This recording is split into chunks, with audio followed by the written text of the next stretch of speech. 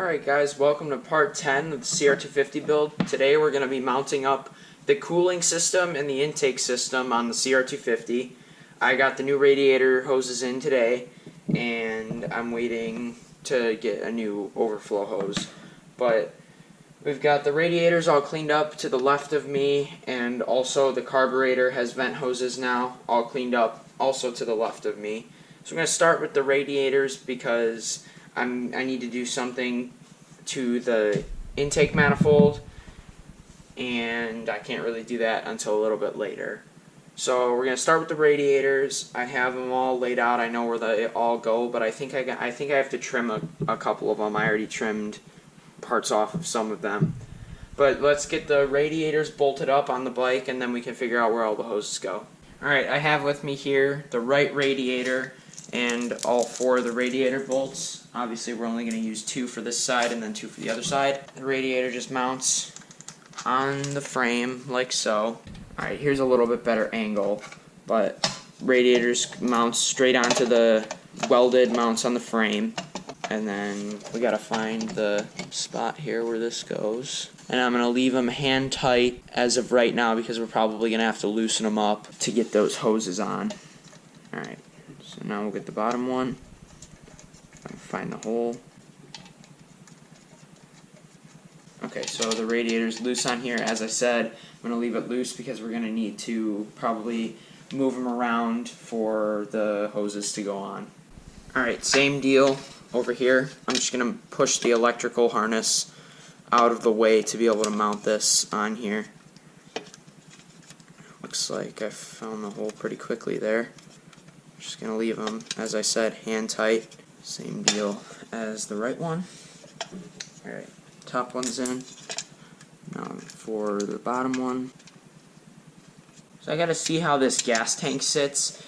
And it might even be easier to move the wiring harness from up going this way to like under the gas tank. I gotta see. I'm gonna put the gas tank on, and if it doesn't hit that, I'm gonna move it.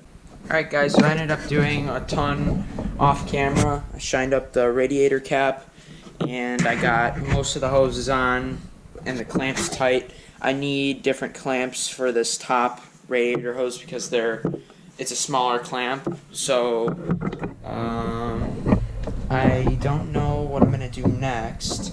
I'm kind of waiting a little bit to do the carburetor because I need to do something for that, but I think maybe we should put the brakes on, and then next video hopefully we'll be getting the controls on, plastics, and finishing it up, and then the back wheel obviously too. I still have to clean that up. Actually, that's over here. There's the back wheel. We're cleaning that up, painting it. Here's the tube. I clean up the tube. We need to clean up the tire, and we're cleaning up the rim, painting that, and cleaning the spokes, cleaning up the hub, and then at that point, there's not that much left to do. So I think as of right now, I will go ahead and put the front brakes on, and then we'll go from there.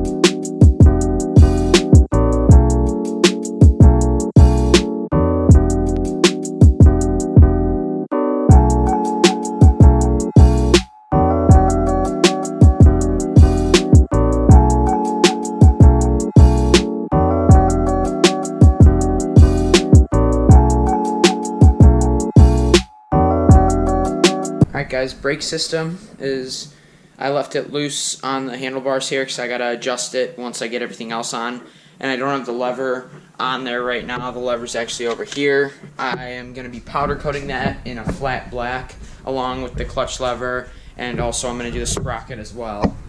But I Loctited and tightened these bolts for the clamp, and Loctited and torqued the caliper mounting bolts. So now we can align the fork in, or align the forks with the wheel, because if you don't, it'll cause wear on the lower tubes down here. And then we can also put the front number plate back on, because we don't, and then obviously I just want to see how it looks. Obviously that's going to have to come off for when we put the controls on and route the clutch cable and throttle cable back up through here. But I just want to see it on temporarily, and we can also, like I said, align the forks.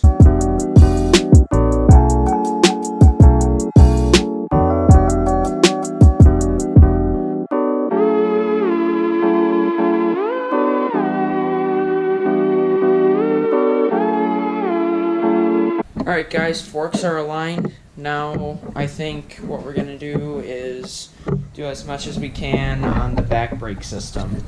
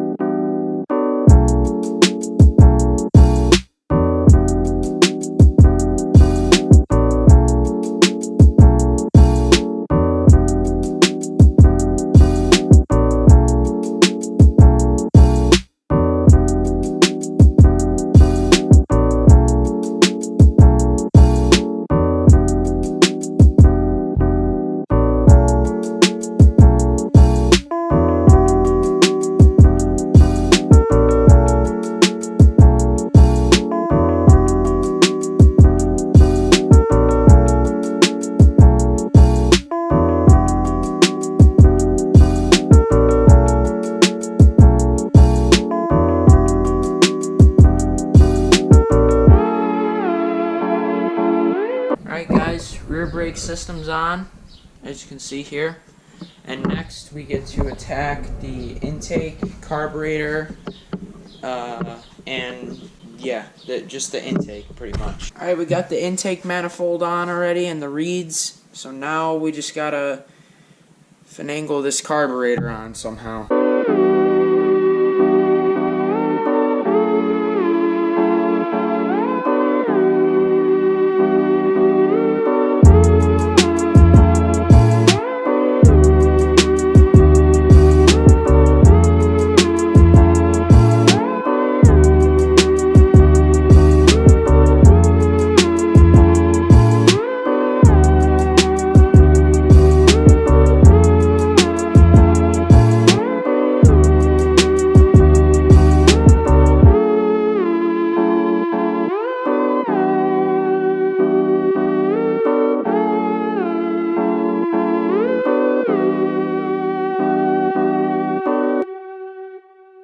Alright, carb's on, so now we can put the air box on, and then we'll put the air filter on.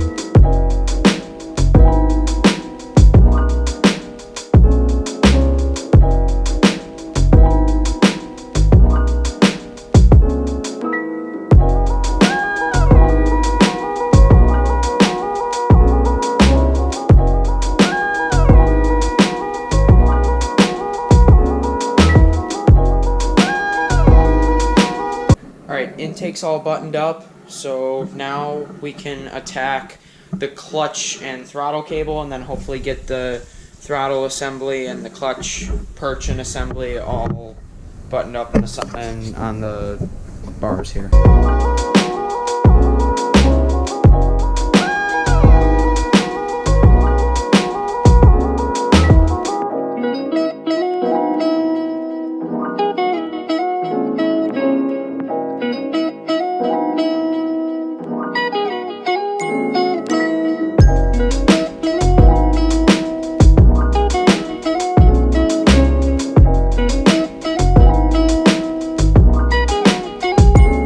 I got the throttle cable and the clutch cable on.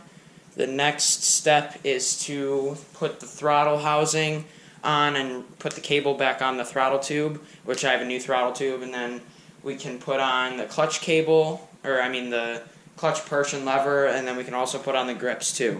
Alright, so for this throttle housing here, here's the new throttle tube, and then we just slide that on the bar, and then we got to feed this throttle cable through here, and then you got to take the throttle tube off of the, I'm going to thread it in right here.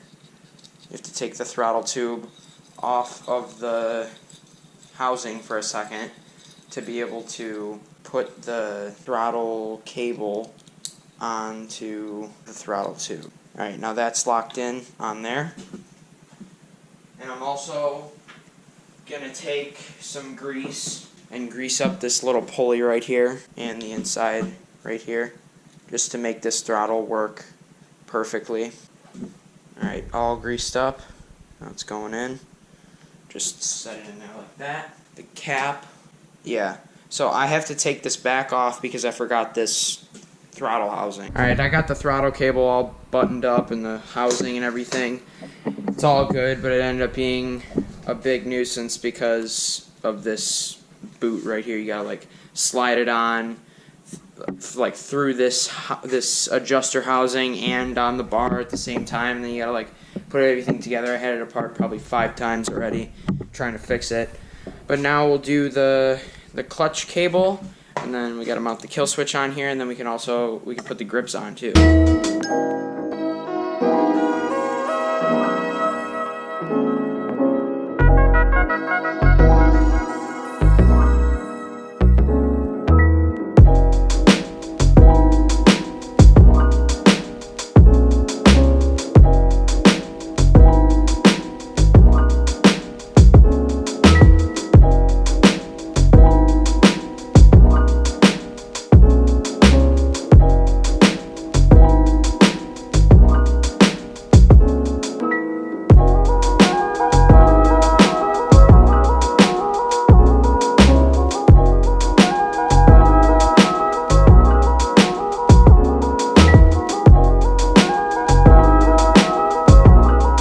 So we ended up putting the throttle tube, the brake lever, the clutch lever, the kill switch, everything on, and then I ended up putting the front number plate on, getting the brake line clamp right here, all good to go, and then everything is good except we just have to put the grips on, and then the back wheel needs to get put back together, but as I said before, I'm powder coating the the sprocket. I was looking at the shock spring when I said that.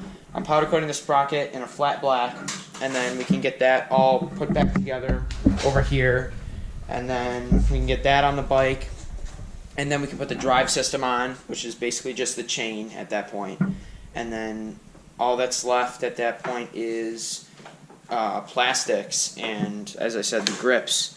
So I think what we're going to do next, depending on, I'm going to do this in the morning or sometime, I'm going to probably put the wheel back together or put the grips on.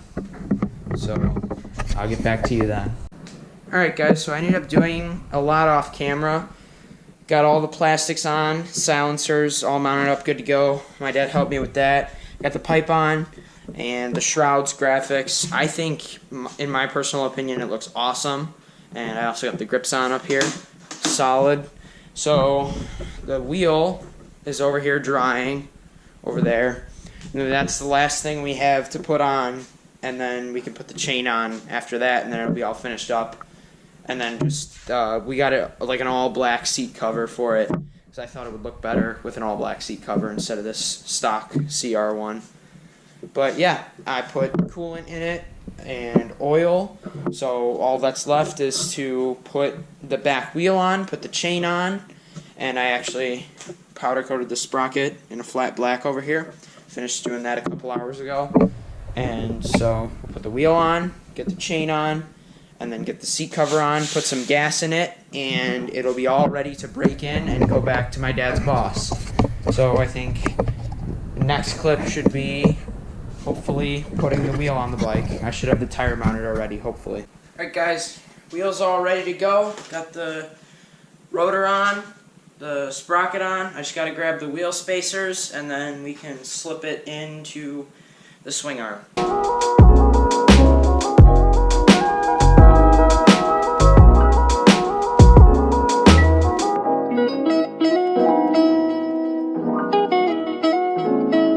Alright, we got our new chain here.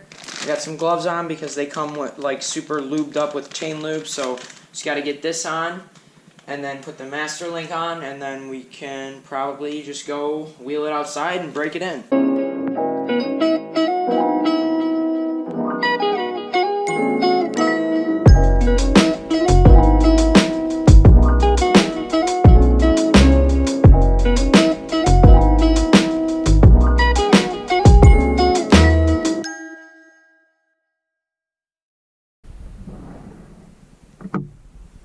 And that pretty much does it, guys. We finished the bike, adjusted the chain, torqued the axle nut to 80 foot-pounds, and the chain's going to stretch, so we're going to have to readjust the chain further down the road once we break it in, and the chain, the first ride, the chain's going to stretch. So we're going to have to fix that after the fact, but now all that's left is to break it in. It's got oil, coolant, it has gas, so we're going to take it outside and run it for a bit. And then hopefully we can film some pretty cool shots of the whole bike together.